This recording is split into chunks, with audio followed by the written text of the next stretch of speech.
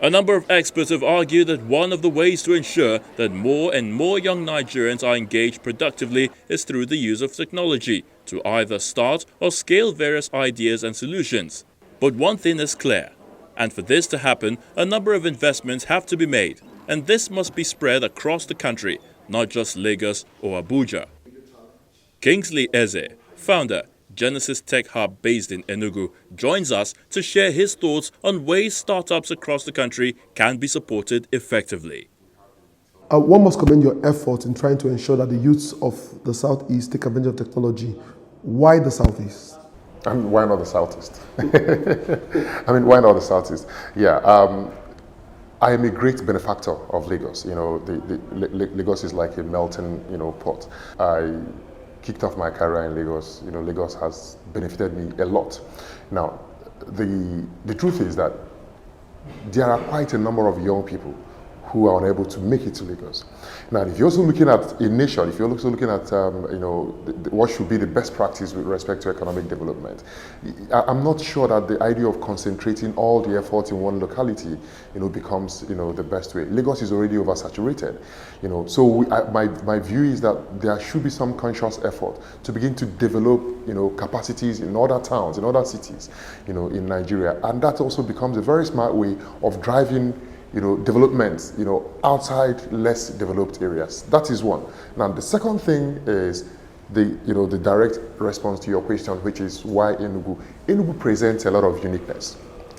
I am not aware of any location in Nigeria that has as much concentration of young people, young, vibrant young people, as you have in Enugu.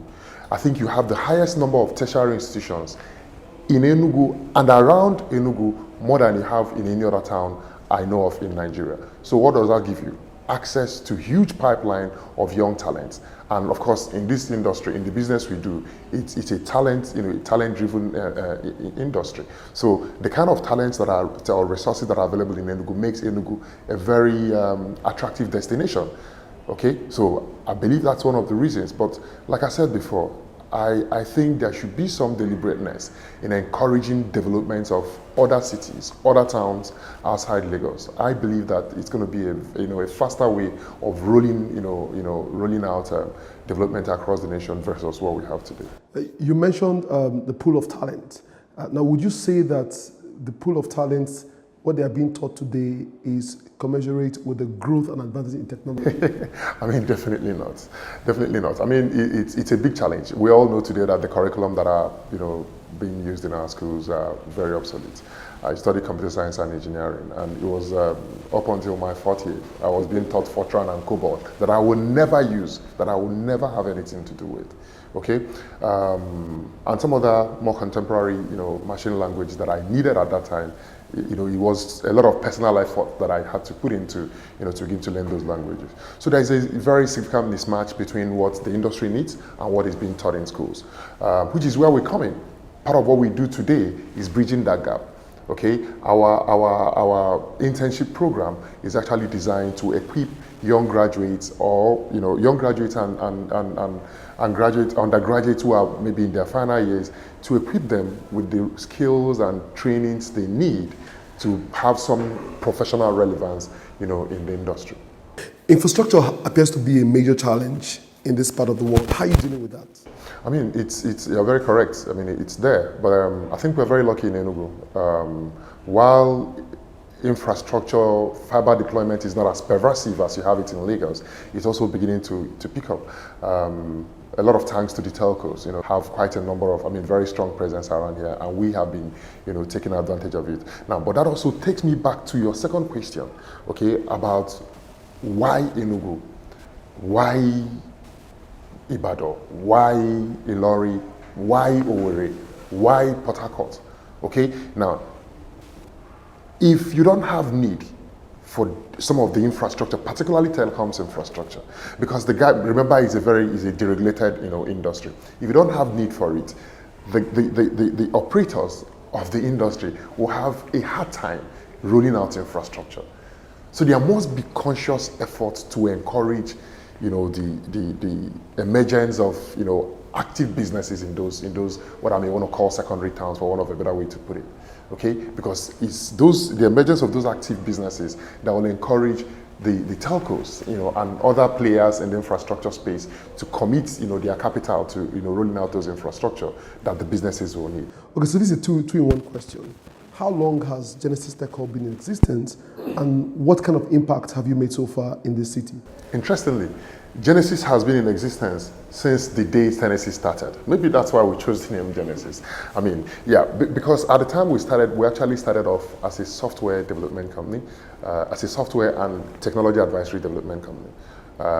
And at that time, bulk of the things we did at the initial stages, we were coming up with bespoke solutions that we took to different verticals. We had products for the FSI, for the banks, for the tertiary institutions, for government. We are actively involved in, a lot of, land registry automation, down here in the Southeast. We developed products for ATM reconciliation that was sold to a couple of banks, at the early stages of this business. So, yeah, the Genesys was more or less ingrained in our operations, from day one, because we started off selling ideas, selling concepts, and building those concepts as solutions for the businesses that need them. Now, in terms of when we actually put a structure around it, it was like 3 years ago. So for the past 3 years, we've been running our internship program. And our internship program was also born out of necessity. So what happened? At the initial stages, we found out that when we trained developers, okay, the guys who pay the big tickets, they pick them up. So we had very high attrition, and we had to do something to solve it. Of course, people gave me all kinds of suggestions. Oh, get them to sign bonds. Oh, get them to sign up. And I am not the type who would twist people or give people what they call golden handcuff or compel people to stay when they don't want to stay. I say to my guys, we're not going to compel anybody to stay with us. Rather, we're going to increase the number of people we train. So by the time the oil and gas companies, some of them go to banks and the banks take some, we'll still have some that are going to keep working for us.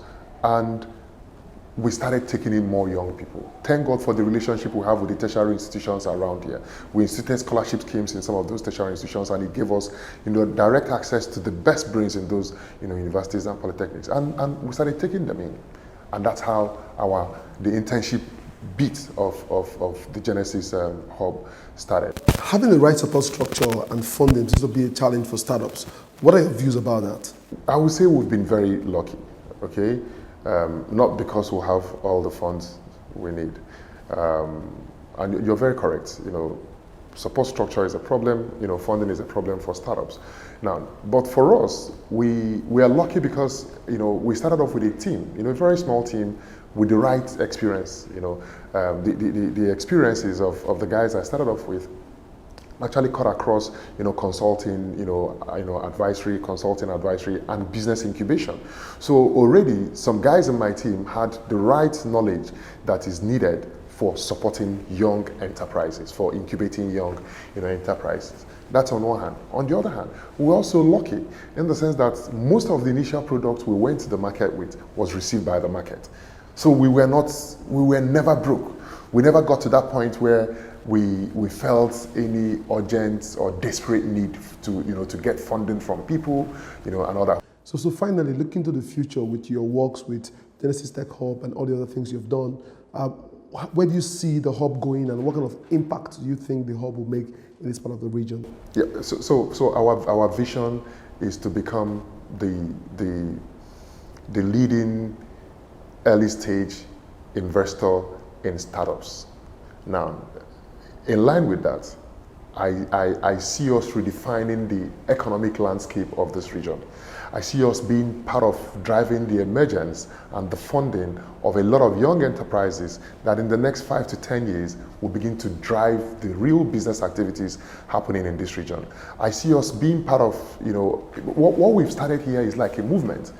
The number of young people that come into this office and are interested in doing one thing or the other with us. Some of them already are doing things at different scales in their enclosures, in their garages, in their homes. Okay. Now we support them, in different ways. Now, but we're looking forward to to the resonance effect of all those activities that are coming up now. And I believe that in the next 5 to 10 years, it's going to redefine the economic landscape of this region.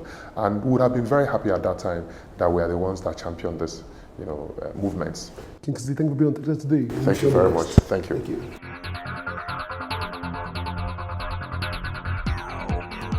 As you have heard from our guests, we also have to make other cities as attractive as Lagos and Abuja. That's why we draw the curtain on today's edition of the show.